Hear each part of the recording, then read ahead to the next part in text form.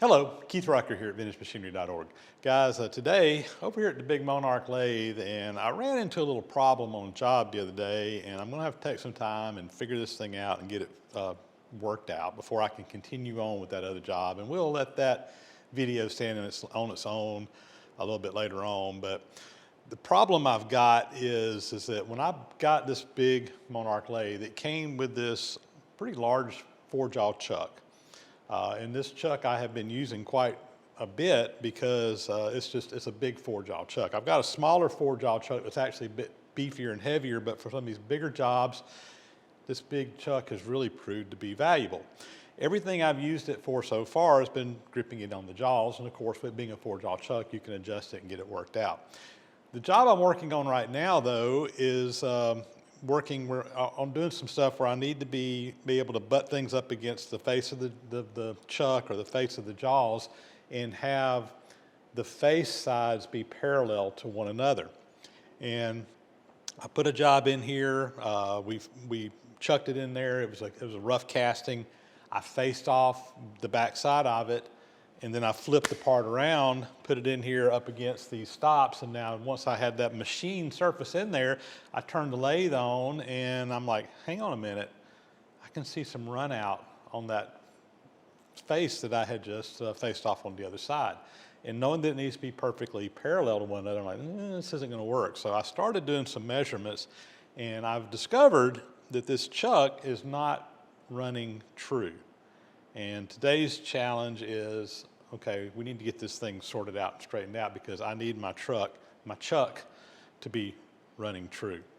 So just to kind of give you an idea, I came in here with a dial indicator and I've been making some measurements trying to figure out exactly what's going on. And let me show you what I'm seeing, okay?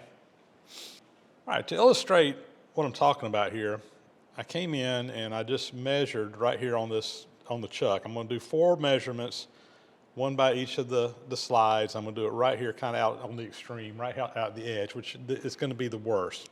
I zeroed it out. This is 0 on this one. We're gonna come around here to this one and plus 10. All right, we're gonna go to the next one, minus 6. Go to the next one, about minus 17. And then come back around, back to 0. Now, I've done this measurement in 3 different places. I did it right here on the face, I did it right down here on this little machined groove down in the bottom, and I also did it on this face right here on the jaw, and got similar numbers in all places. So the bottom line is that when this chuck is turning, it's kind of wobbling. It's not running true. So now that you see the problem, how are we gonna go about fixing this? Well, my first thought was, when I saw this, like, oh, no problem. I'll just come in here and we'll just face this chuck off. We'll get this turned on the machine so that it'll be running uniform or whatever, and hey, problem solved.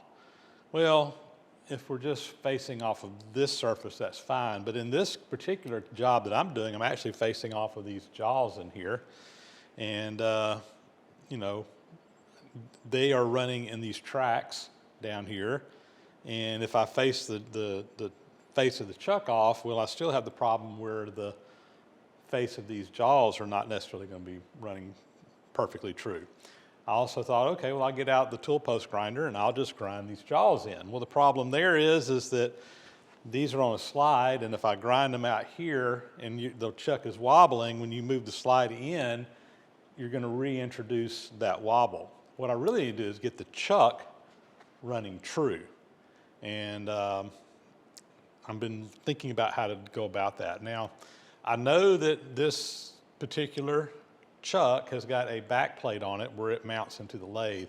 And what I'm wondering is if when they did this originally, if they didn't get this faced off good on the adapter plate. Usually when you take an adapter plate, you machine it on the machine and then you adapt whatever to it. I'm wondering if they didn't get that done right, or maybe it was done on a different lathe and then they brought this chuck over to this lathe, and maybe there was a little bit of difference in one lathe to the other. Wouldn't expect there to be, but always a possibility. I think what I'm going to do before I start messing with the chuck itself is we're going to take the chuck off of the back plate. We're going to reface the back plate on the lathe, put it back together, and see if we can get this thing solved out. If it's still running out, then what I might be able to do is put some shims in between the chuck and the back plate and be able to kind of sort it out that way. Bottom line is I really need the face of the chuck to be running true so that the jaws will be running true as well, if that makes sense. So let's see if we can tear this chuck down and do it. You know, this is an old chuck. It's obviously seen a lot of use over the years, but it is a handy size, and it's something I'd really like to be able to salvage and be able to do precision work on going forward. So we're going to do our best to save it. Let's pull it out of here and see what we can do. One thing that I will note while I'm in here is that each one of these on the spindle are numbered. This is number 5, number 4, number 3. I noticed it on my chuck. I don't know if you can see it in the video, but it was stamped also with numbers. And when I first ran into this, there's a number 5. When I first ran into this, I didn't have it where my numbers matched. So the first thing I did was say, well, let me just put it on here to make my numbers match and see if that fixes the problem. I did that, had the exact same run out, which it really shouldn't matter how this chuck is positioned on here, but since they were numbered, I did go ahead and try to make them match. That did not solve the problem. So anyway, we're going to continue on. Let me go ahead and pull this thing apart. And that should just separate right off. Now there is this little shim plate that was in here, and I even tried to clean that up a little bit and see if that would make a difference. If that's not in there, it doesn't tighten up all the way, so this is just basically a little spacer to get it tightened up. You can see that you've got this back plate here, and there's the socket cap screws that connect it to the chuck itself. What I want to do is separate this. We're going to reface the backside of this on the lathe. Hopefully that's where our problem is, and we can straighten this out. So let me get this over here. I'm going to get this pulled apart, and we'll put just the back plate on. We're going to remachine it, and then we'll put the chuck back together. That's kind of my game plan. Let me pull these cap screws out. Just use the impact wrench here.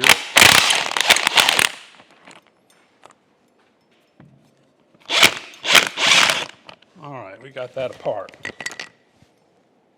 Before I do anything else, I think I'm going to take this whole thing over to the wire wheel and just clean it up, make sure there's absolutely nothing in there to get things out of whack.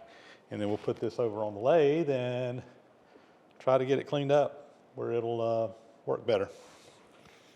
All right, so I've got the back plate over here on the lathe, and this is a good sign. Well, it's not a good sign, but it's a good sign that I can fix the problem. So I got this on 0 right here, and look at there.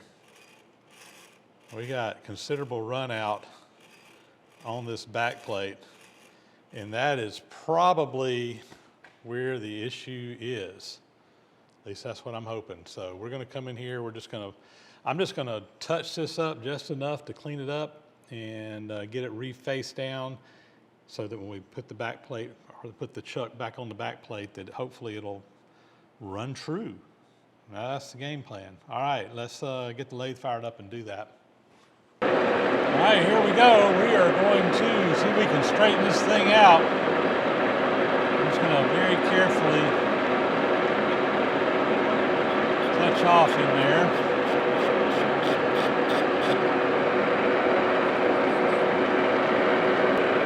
And I think I'm just going to feed in about 10 thousandths.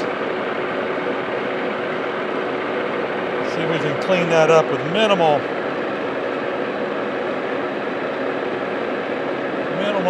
material removal. May not quite get it, but I'll do another pass if we need to.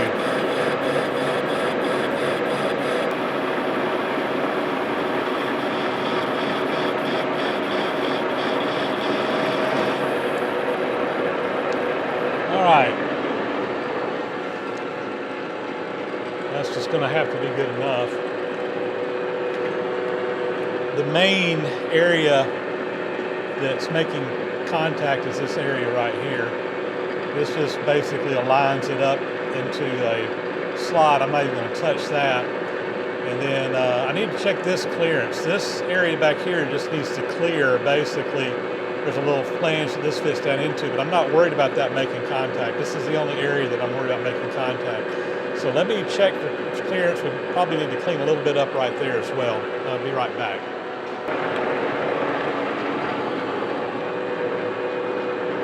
And I think we're going to leave well enough alone.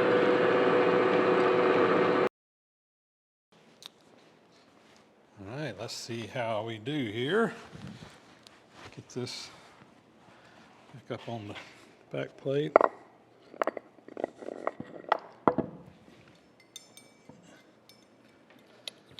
Get a screw started.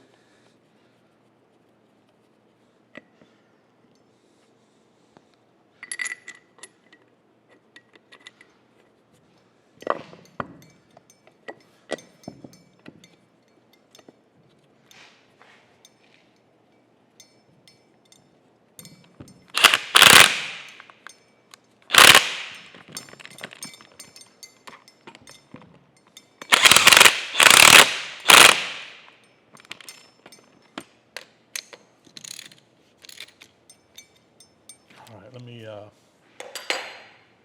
disconnect the top here. We'll get all those tightened up and we'll indicate it back in. Well, the moment of truth doesn't look too good. So here's 0. Come around here to this first one.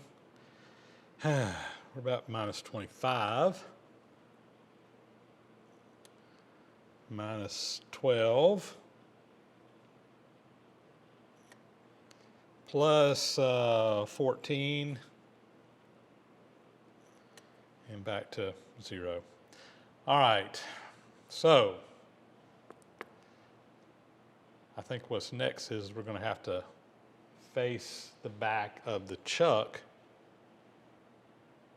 and see if we can straighten it out that way. I got to figure that out. I got a face plate that I can put on here. I got to see if I can figure out how to attach this to the face plate where we can machine the back of this. It's going to be a little challenging, but I think we can do it. So I need a face plate to mount the chuck to tune it up. So I have this face plate. It's not quite as big as the other one, but I think it's going to be fine. I did put this on here and just checking the face on it. And I mean, yeah, there's maybe a half a thou run out in there, maybe. It's fine. So that also confirms to me there's nothing wrong with the spindle on the lathe itself. Everything looks good here. So now the challenge is going to be to basically mount the face of that chuck up to the face of this so that I can machine the back of it. I did check. I got these holes in here, these slots in here that I can bolt through, and there's a couple of holes on the chuck that will line up with these just fine. So that will give me a way to kind of pull them together. And I think what I'm going to do is I'm going to make a little centering plug that will fit up in this hole that also has the same size hole on the other side that matches the hole in the other chuck so that I can kind of fit those up onto them, and that'll kind of self-center them. Then we'll put 4 bolts in there, bolt them together, and that should clamp those 2 faces together that we can then clean up the back side of that chuck so that it matches the front side of the chuck. That's the game plan anyway. Let's see how it goes. Okay, I think we are about ready to put these 2 face plates together. Before I do, I just want to take a chance here to run this over with a black stone just to make sure there's no big burrs or anything on here, and it doesn't feel bad. I don't feel anything that's just giving me a lot of concern. I want them to lay pretty darn flat up to one another, so I think that we're good. Now back here behind it, I've inserted that centering plug onto the chuck, so it's inside the smaller diameter, and we're just going to set it up on this ring, and that should kind of get them in line, top to bottom, so we don't have a whole lot of runout going on, although I did have to turn the inside diameter down a little bit loose on this one to get it to fit. Oops, let's go the other way.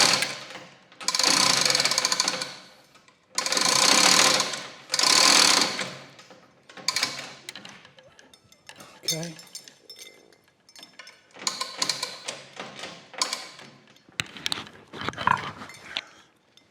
All right, those two chucks are up against one another, and it should support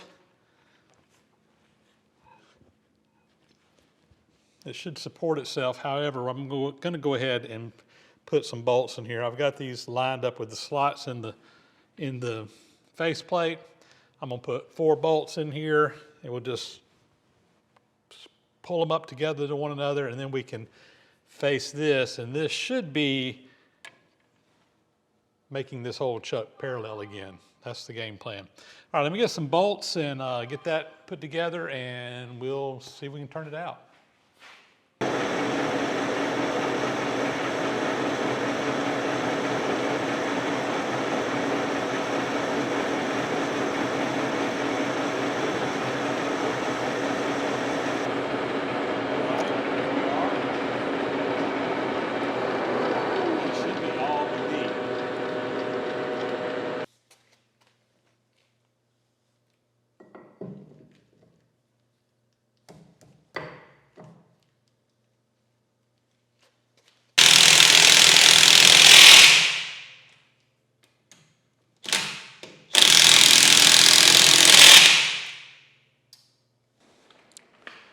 All right, I think we're making some progress here. I've got it back on now, and I'm just kind of going around checking things again. So 0, I'm just going to go to 4 points here within a thou. Yeah, not quite as good, but we're a lot better than we were. So we're running within 5 thou now. And it may just be that this face needs to be faced. Let me look and see down here in the tracks. This is what the jaws ride on. For what I'm doing, this is probably more critical than the face. You can kind of get that zeroed out. All right, call that 0. Go around to here.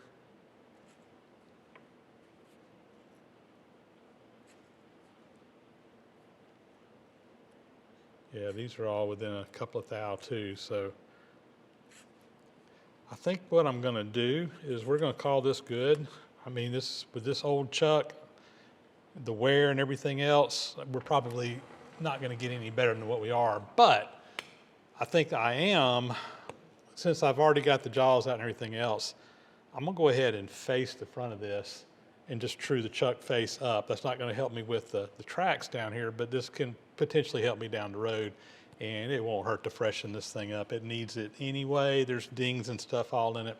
So I'm just going to take a real light skim pass. We'll go straight down this thing and clean her up. So let me get set up to do that. All right, here we go. Crank things up. Come in here and just touch off. And I think I'm just going to take about 10 thou. Shouldn't need a lot. You like that, just face across.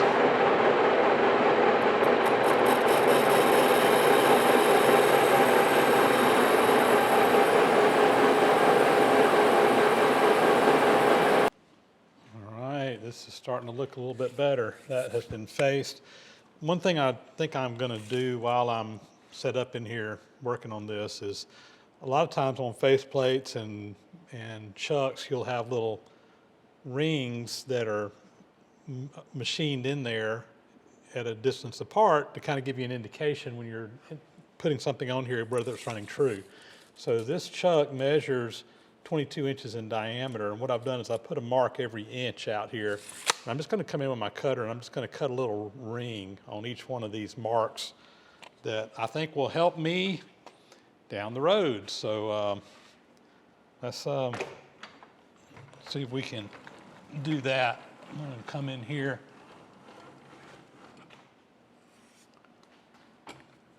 I'm going to find my first mark.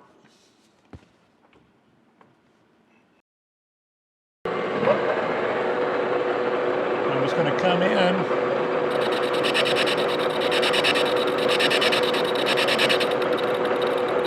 Put a mark. And come out to my next line,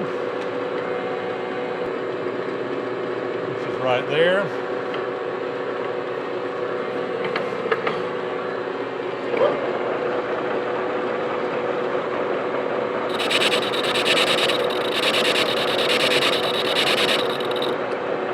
Mark.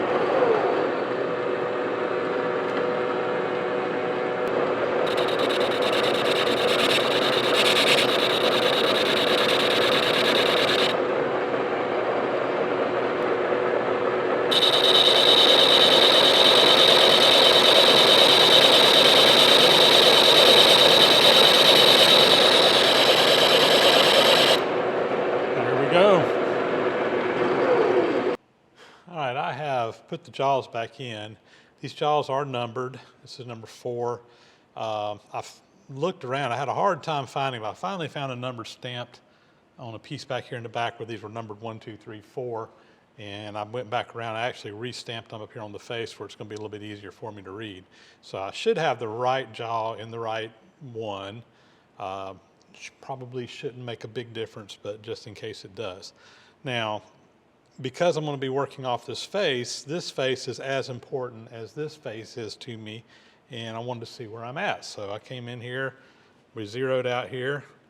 I'm going to go to the next one, and yeah, we're within about a thou. Yeah, right on the money.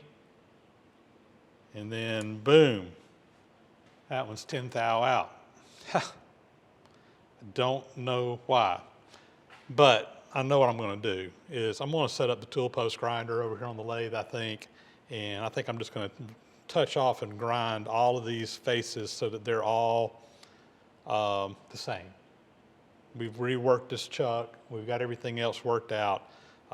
You know, thou or two probably not going to make a big difference. Having one jaw 10 thou out, that's a big deal. So I'm going to go ahead and get set up, and we're going to do that as well. And when that's done, this chuck ought to be in great shape and ready to be used on the project we've got and be used for other projects down the road as well.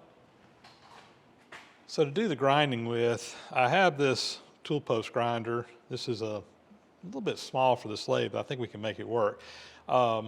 This tool post grinder is a South Bend tool post grinder, so made for a small lathe, but I have used it before. I'm probably going to have to make some kind of adapter to get it to mount up on this lathe. I've never used it on this lathe. I have used it, I actually used it at the museum on the Big Lodge in Shipley out there many years ago, and we were able to make it work there, so I'm sure we can make it work here. Like I said, I'm just going to have to figure out some way to get it attached on here and probably make a fixture to do that. Now, this is normally made for OD grinding, so you got a grindstone on here, so you can actually grind the part that you're turning on the lathe. But in this case, I need to kind of do something more flat, so I'm probably going to have to come up with some type of cup wheel mounted on an arbor that comes out of this. Now, when I had used this on a job before, I made this little adapter that screws up on here that actually, I think I use this for some internal grinding, but I think I can use this to adapt a little cup wheel to do the face grinding that we need to do. That's my game plan. So let me see about getting this thing mounted up here and come up with the proper grind wheel to go on here, and we'll come up with something to get these faces ground down where they're all the same height and get this chuck tuned up like it needs to be. All right, I'll be right back. So let's show you what I came up with. I figured out that I needed about 1.25 inch riser block to go in here to get this tool post grinder up to the right height, and this is the mounting area down here. It's basically just a 3-inch round piece. So I found a piece of 3-inch diameter stock that I had back there on the shelf in the scrap pile. It actually already had a hole through it. It was a little bit larger than what we needed, but that gives us clearance. And then for our nut down here, this is the same nut that I use for my tool post, which takes the big hole. I just drilled a 7/16 14 hole in there, which is what I needed for the tool post. And we will put this riser block in between it and mount the grinder on top of that. And I think we will be all set here. So let me get this going here. All right, I dug around over there in my little wheels, and I had a little grinding wheel that has this profile on it right here. And I think what we're going to do here, instead of trying to do a cup wheel, basically I want to just have an edge here that I can grind on. I got this tilted back. This is not quite flat here, but we're going to be grinding on the very edge, but we got a little bit of a place there that will wear in as we grind. But that will give me just one single point. Now I had to kind of move my jaws in a little bit to be able to get out far enough with the tool post grinder and all that, but I think we can do this. I'm going to start on these outside step and just kind of fine tune things, and then we're going to go in here and hit these other steps. This step here is the one that's most critical for me right now with the job I've got coming up, but I might as well go ahead and get them all done while I'm in here and just take care of this. So anyway, idea here is that we'll turn on the tool post grinder, the grinder will go, and then the chuck will be turning as we're feeding in very slowly and hopefully get a nice grind on this. That's my game plan anyway. I know someone's going to ask, why not just turn these on the lathe? And the reason is these are hard. These have been hardened. I'm not going to say you couldn't turn them, but really it's not ideal to be turning stuff that's super hard on a lathe with regular tooling. So grinding is going to be a better option here. Well, let's fire things up and give her a try and give her a whirl and see how it works. Got our lathe on. Got our grinder on. We're going to bring this in ever so slightly until we just start to touch off.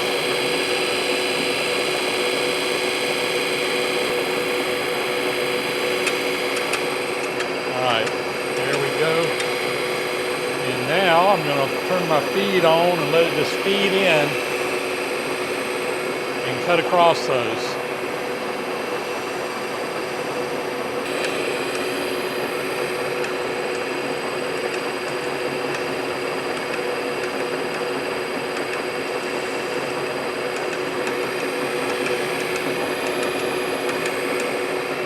Gonna let her feed through.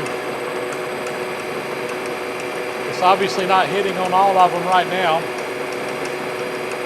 This is going to take several passes probably to get everything cleaned up.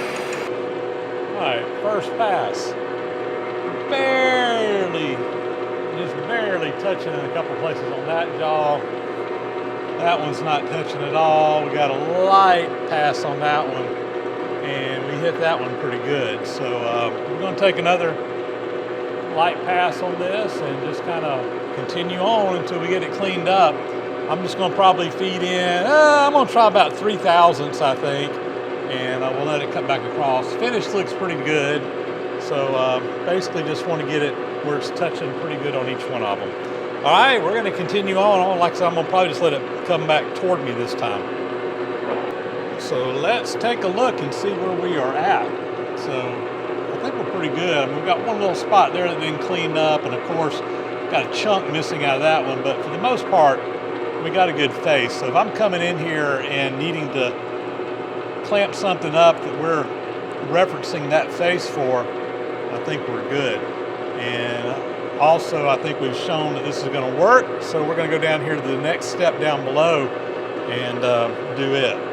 So I think what I'm going to do is I'm going to start off by kind of coming in here and making sure all four of these jaws are just touching the grinding wheel to kind of make sure they're all the same length. So we can make sure that we're not cutting on one more than the other on the inside. I'm just going to bring that jaw in just until it touches in there. I'm going to do that on all 4 of them.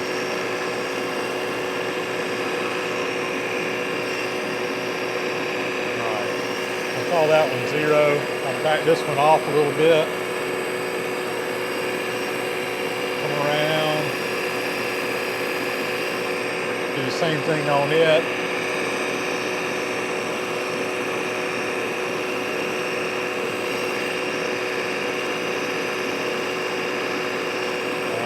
Starting to touch off on it.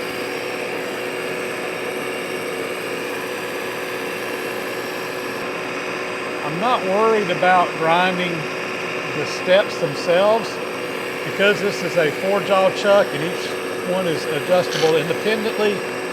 I'm not going to be too worried about it. This is a 3-jaw chuck and they were all moving in and out together. You could use this method to kind of get them all where they're in line with one another, but on a 4-jaw chuck, probably doesn't matter that much, or it doesn't matter that much. All right, I've got all of them just barely touching on that inside. Make sure we got good clearance in here.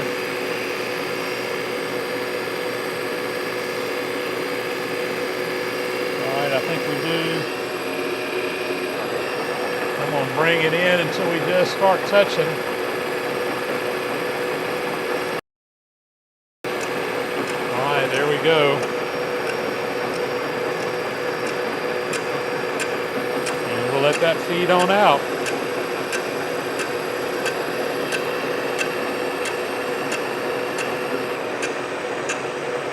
Grinding away here on that first step.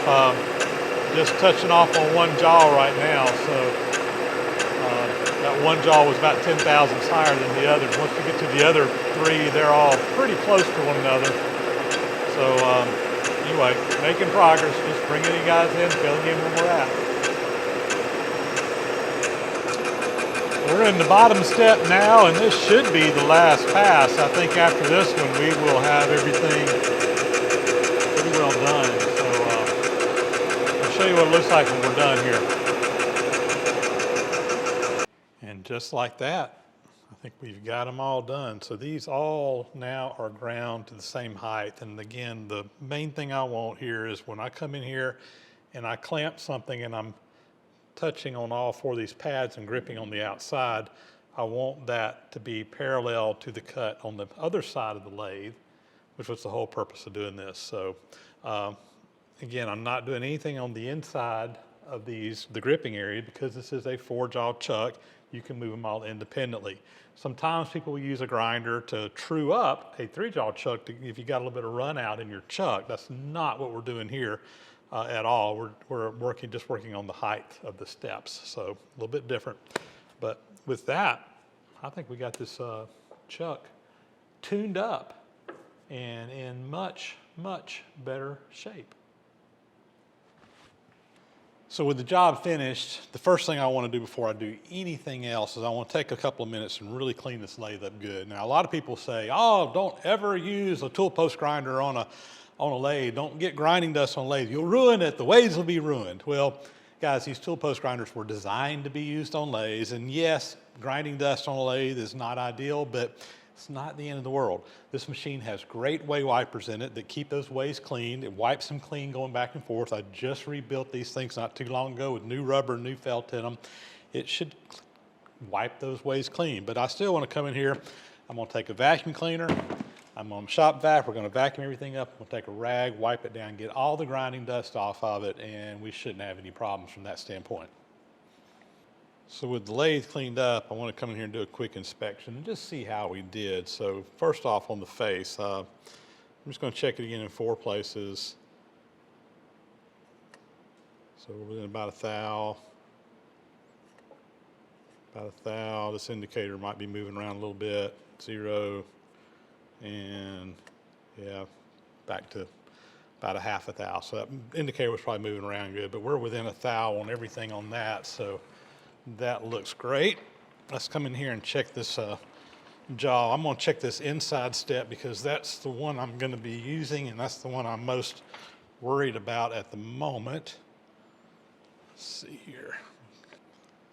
All right, let's go around and check them. So back to 0. About 1.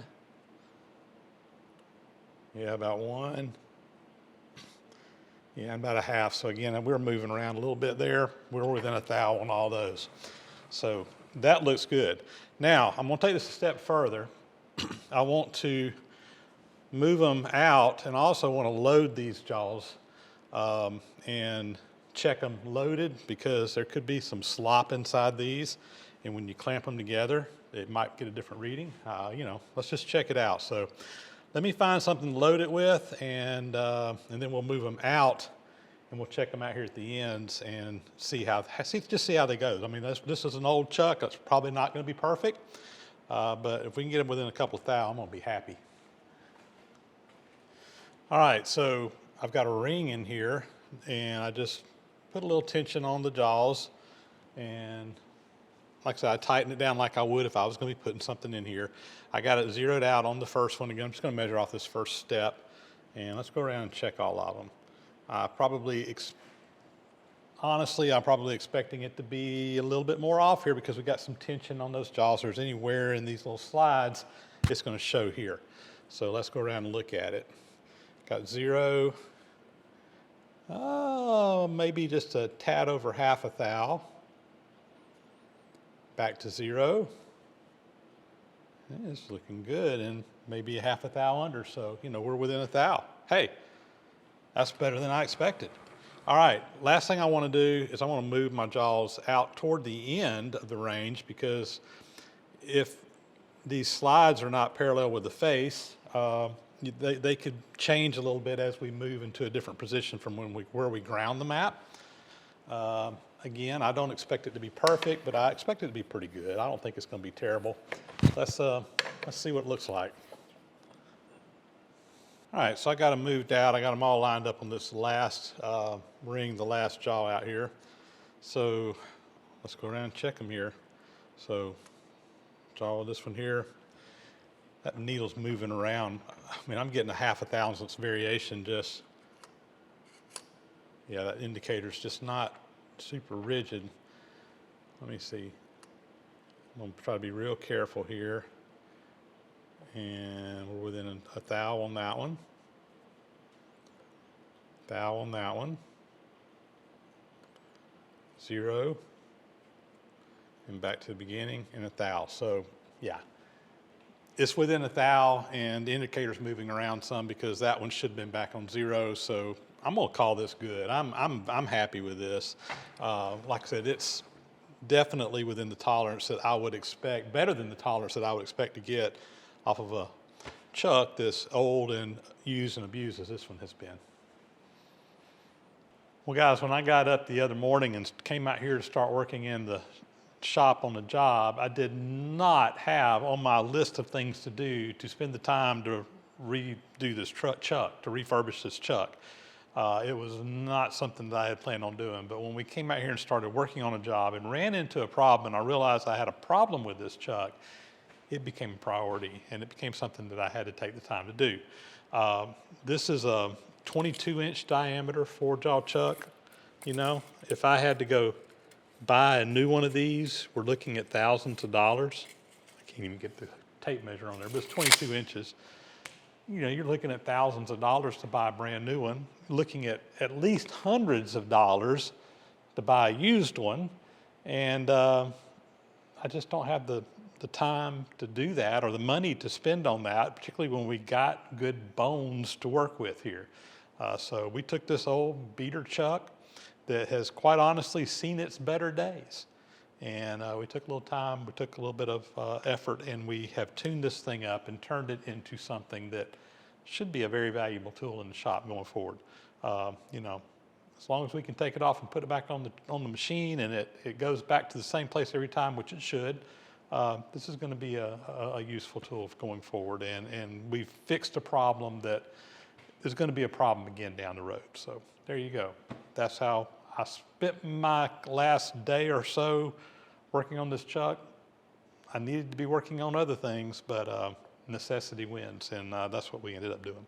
Guys, with that, that's a wrap. I'm going to get back to the job that we were doing on this. You will be seeing that in the video coming up soon, and we're going to be using this chuck, I'm sure, quite a bit more down the road.